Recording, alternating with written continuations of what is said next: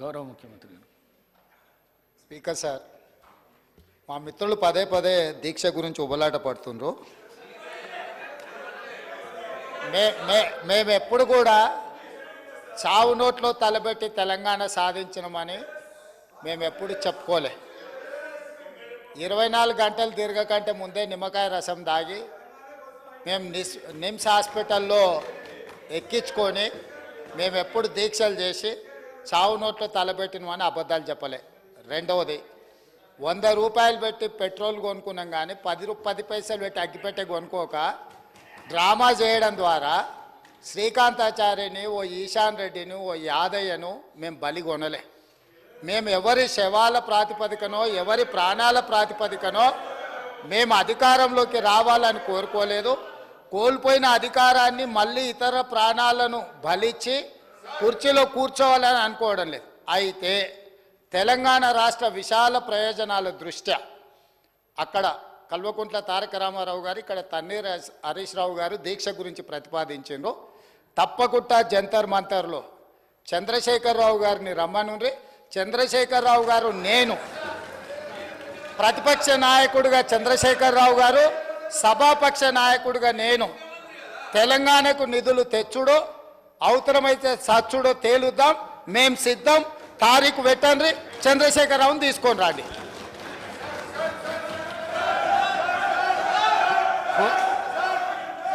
కోనమనేని సాంబశివరావు.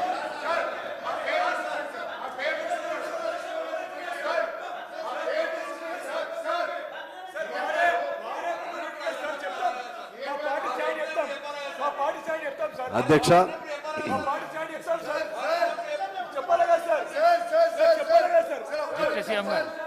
అధ్యక్ష దయచేసి deputy CM గారు. అధ్యక్ష, నేను కంక్లూడ్ చేయలేదు, ముగిస్తా ఉన్నాను. నేను ముగించిన తర్వాత మాట్లాడుతున్నాను. అధ్యక్ష, నన్ను ముగించు. అధ్యక్ష, నేను కంక్లూడ్ చేయలేదు. కంక్లూడ్ చేసిన తర్వాత డిప్యూటీ సీఎం గారు నేను ముగించలేదు. అధ్యక్ష, నేను కంక్లూడ్ చేయలేదు. కంక్లూడ్ చేసిన తర్వాత నేను కంక్లూడ్ చేయలేదు. దయచేసి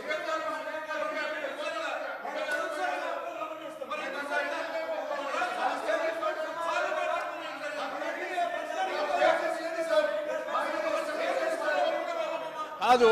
అధ్యక్ష, వీళ్ళు ఎందుకు ఆవేశపడుతున్నారు నాకు అర్థం కాలేదు. మీరు అడిగిందే వారు ఓకే అన్నారు.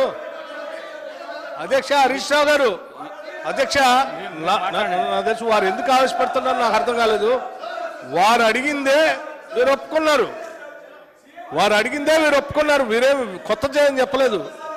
వారు ఏమన్నారంటే, నేను సభానాయకుడిగా నేను వస్తాను, ప్రతిపక్ష నాయకుడిగా వారు కూడా రండి, ఈ రాష్ట్ర ప్రజలకు కూర్చుందా ఉన్నారు. తీసుకొని వస్తాంటే తీసుకొని, అంతే తప్ప మిమ్మల్ని ఏమి ఇక్కడ మీరు కూర్చోండి. మీరు ఇక్కడే మిమ్మల్ని ఏం దూషించలేదు, తప్పు పట్టలేదు. అరే కూర్చోండి, చెప్పిన దానికే రెస్పాండ్ అయ్యారు. హరీష్ రావు గారు చెప్పిన దానికి వారు రెస్పాండ్ అయ్యారు. మాట్లాడడానికి ఇస్తా, కూర్చోండి. అధ్యక్ష కూర్చోండి. అధ్యక్ష, వారు మాట్లాడినాక ఇస్తా నేను మీకు అంటూ. అధ్యక్ష, ఒకసారి సభని వారిని కూర్చోవాలండి. అధ్యక్ష, నేను తప్పనిసరిగా చెప్తున్నాను.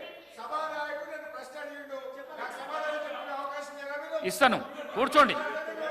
కూర్చోండి. అధ్యక్ష,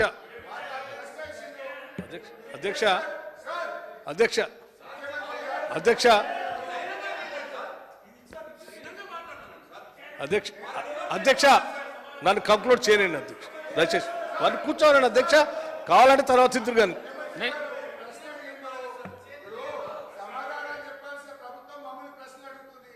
ఇందులో ప్రశ్నలు లేవు. అధ్యక్ష, రమ్మని ఆహ్వానించాం.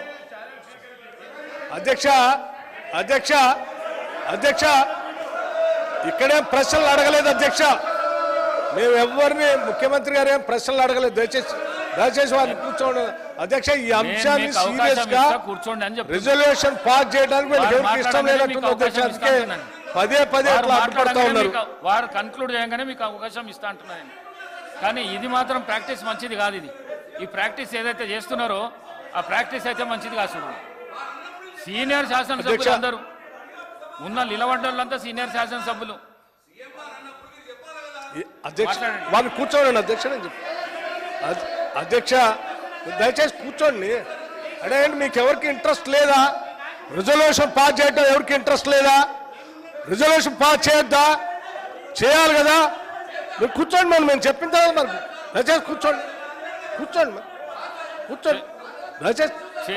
అరే కూర్చోండి sir. Let me request please. Harish Rao గారు ప్లీజ్ ప్రశాంత్ రెడ్డి గారు మీకు ప్రశాంత్ రెడ్డి గారు సార్ ప్రశాంత్ రెడ్డి గారు చైర్ చేయండి.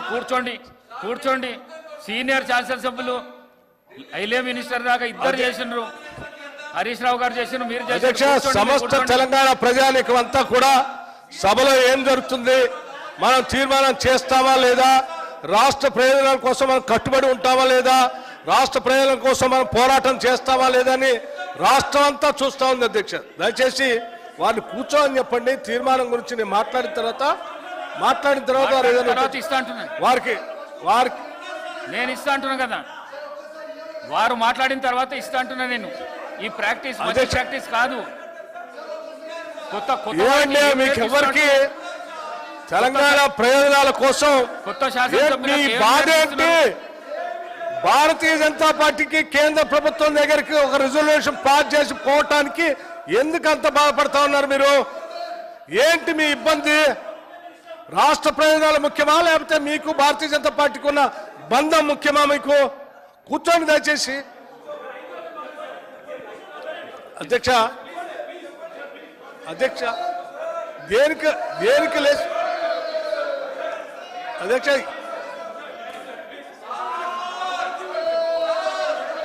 వారు అల్లరితోనే అర్థం అవుతా ఉంది. వీళ్ళకి రిజర్వేషన్ పాస్ చేయటం ఇష్టం లేదు, తెలంగాణ ప్రయోజనాల కోసం కొట్లాడటం ఇష్టం లేదు, వాళ్ళకి రాజకీయ ప్రయోజనాలే ముఖ్యంగా కనిపిస్తా ఉన్నాయి.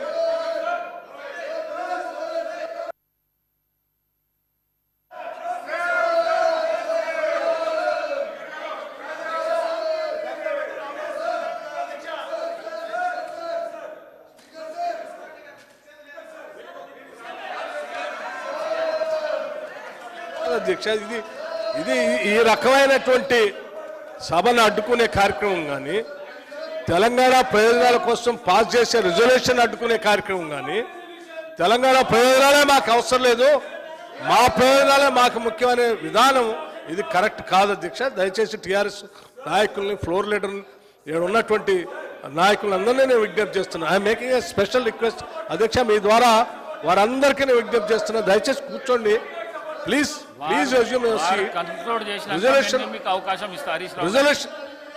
రిజల్యూషన్ గురించి నేను ఒక చిన్న రిక్వెస్ట్ చేసేది ఉంది.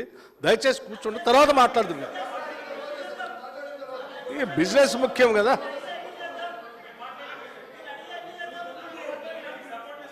ప్లీజ్ ప్లీజ్ ప్లీజ్ కూర్చుంటే కదా సభ ఇంత ఆర్డర్లో లేకుండా మనం సభ వ్యవహారాలు నడపలేము.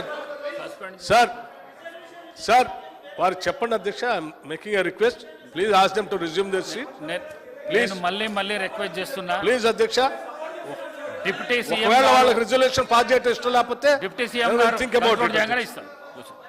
అధ్యక్ష వాళ్ళకి రిజల్యూషన్ పాస్ చేయడం ఇష్టం లేకపోతే మనం నిర్ణయం తీసుకుందాం అధ్యక్ష. అధ్యక్ష సార్ డిప్యూటీ సీఎం గారు ఒక్క నిమిషం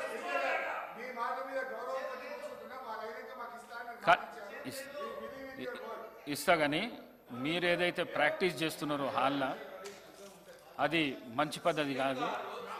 మీరు ఒక్కొక్కరు మీరు 5 సార్లు ఎమ్మెల్యే గెలిచినారు, సీనియర్ శాసనసభ్యులు, మంత్రులు.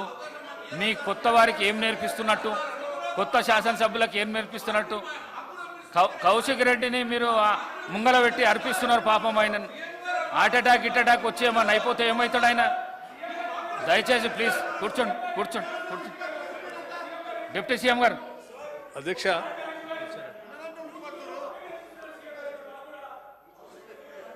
అధ్యక్ష ఈ రిజల్యూషన్ సంబంధించి సభ అందరి తరఫున కూడా నేను ముఖ్యమంత్రి గారికి విజ్ఞప్తి చేస్తూ ఉన్నాను. రాష్ట్ర ప్రజల విశాల ప్రయోజనాల దృష్ట్యా వారిని రిజల్యూషన్ కోసం వారిని ప్రవేశపెట్టమని, దానికి వారందరి సహకారం కావాలని విజ్ఞప్తి చేస్తూ నేను వారికి ఇంకో మాట కూడా విజ్ఞప్తి చేస్తూ ఉన్నాను. మీకు కూడా రెజల్యూషన్కి మద్దతు తెలియజెప్పాలనే ఆలోచన ఉంది కాబట్టి ముఖ్యమంత్రి గారు ఏం తప్పు మాట్లాడలేదు అధ్యక్ష. వారు ఏమన్నారు, మీరు చెప్పిన దాన్ని మీరు అక్కడ ఢిల్లీ పోయి దీక్షలో కూర్చోవాల్సిందే మంత్రులు అంటే, ఎస్ మీరు చెప్పిన దాన్ని నేను స్వీకరిస్తూ ఉన్నాను, నేను రెడీగా ఉన్నాను, నేను కూర్చుంటాను, నాతో పాటు లీడర్ ఆఫ్ అపోజిషన్ కూడా తీసుకొని రండి, మనం అందరం కూర్చొని రాష్ట్ర ప్రయోజనాలు కూడా కూర్చుందాం అన్నారు. దీంట్లో తప్పేముంది అధ్యక్ష? దీంట్లో ఏం తప్పులేదు. వారు ఎందుకు అఫెండ్ అవుతారో నాకు అర్థం కావట్లేదు. దయచేసి మీరు రిజల్యూషన్ దీన్ని సక్రమంగా జరగనివ్వండి. దయచేసి అది అయిన తర్వాత మిగతా విషయాలు మాట్లాడు.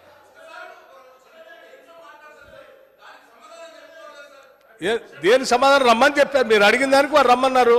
మీరు ఓకే అంటే తీసుకోనండి, అయిపోయింది. మీరు డేట్ వారు ఫిక్స్ చేస్తారు. అధ్యక్ష ధన్యవాదాలు అధ్యక్ష. మీరు మంత్రులందరూ ఢిల్లీ పోయి కూర్చొని దీక్ష చేసి సచ్చుడో తెచ్చుడో మీరు తెలుసుకోండి. ఆడే సత్యాంత వరకు, సచ్చుడో తెచ్చుడు కాదు, సత్యాంత వరకు కూర్చోండి అని స్వీపింగ్ రిమార్క్ చేశారు ఆయన. వారే అటువంటి తప్పుడు మాటలు మాట్లాడలేదు. మీరు చెప్పిన దానికి మనం దీక్షలో కూర్చుంటాం, మాతో పాటు మీరు కూడా రండి అని అన్నారు. ఇందులో తప్పేం లేదు అధ్యక్ష. దయచేసి మీరు అందరూ ఈ తీర్మానానికి ఏకీకృతంగా ఒప్పుకోవాల్సిందిగా నేను మీ అందరికీ విజ్ఞప్తి చేస్తూ ఉన్నాను. Thank you.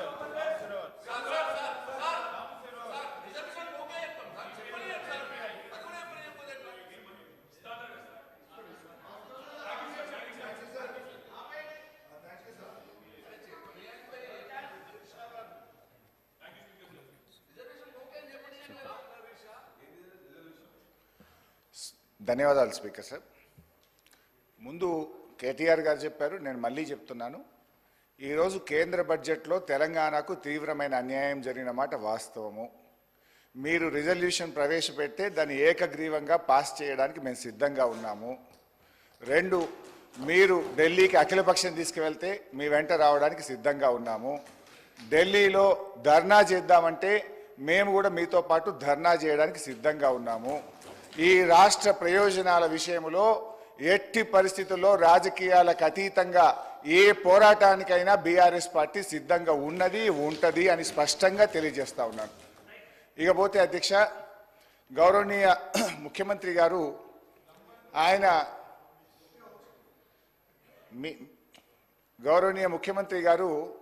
ఆ మధ్య మాట్లాడుతూ రుణమాఫీ గురించి హరీష్ రావు దీక్ష చేయాలన్నాడు, నిరుద్యోగుల గురించి కేటీఆర్ దీక్ష చేయాలన్నాడు. మరి అన్నీ మేమే చేస్తే నువ్వేం చేస్తావు? ఈ రాష్ట్ర సభా నాయకుడిగా ఎందుకంటే నన్ను వ్యక్తిగతంగా అన్నారు అధ్యక్ష, ఈరోజు నీకు అగ్గిపెట్టె దొరకలేదా అంటున్నాడు. మాది ఉద్యమ స్ఫూర్తి. మీలాగా ఆ రోజు రాజీనామా చేయమంటే తెలుగుదేశం పార్టీ తరఫున ఎమ్మెల్యేగా ఉండి రాజీనామా చేయకుండా పారిపోయినటువంటి చరిత్ర మీది.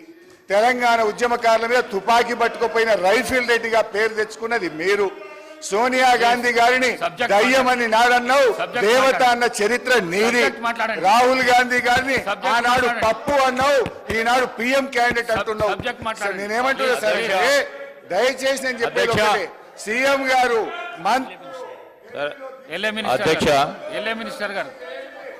అధ్యక్ష హరీష్ రావు గారికి కోరుతా ఉన్నాము. ఇది చాలా ప్రాముఖ్యత గల ఒక స్టేట్మెంట్